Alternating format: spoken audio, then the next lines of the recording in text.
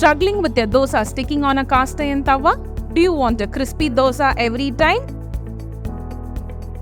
I'll share you 5 important points what you should do and you should not do in a dosa tawa, especially a cast iron dosa tawa, so you can make a perfectly crispy dosa every time. The first major step to make a beautiful dosa is proper seasoning.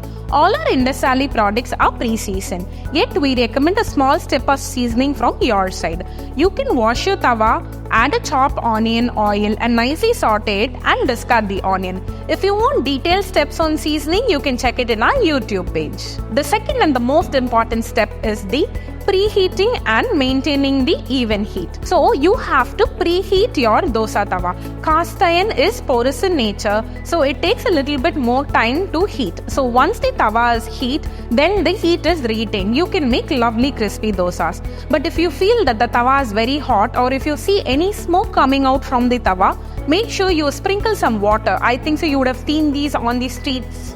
So sprinkle water, bring down the temperature of the tawa and then pour your batter to make beautiful dosa every time. The third step is using oil. Your dosa tawa should not be filled with oil. Make sure you wipe your dosa tawas before making dosa and add the batter and form it into a dosa and then add the oil in the circumference or inside the dosa as per your preference. So this will help you to cook the dosa well and the batter will not form into a clump. So make sure you don't add oil before pouring the dosa batter on your tawa. And a tip is that never use a dry cast iron tawa. So make sure you use a little bit of oil and wipe it down. So you should not have flowing oil on the tawa before you add the batter to it. So the fourth point is the batter consistency. The batter consistency plays an important role when you're making dosa. Make sure that your batter is not very watery or very thick.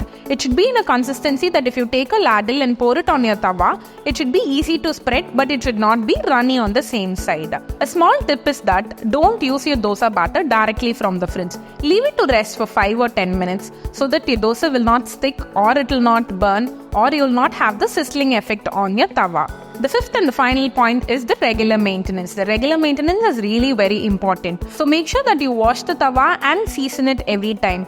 The pre-seasoning stays only for the first time. So you have to season your tawa to maintain it. So if you follow these 5 points, you can make endless varieties of dosa. What 99? You can make even 199 types of dosa at home.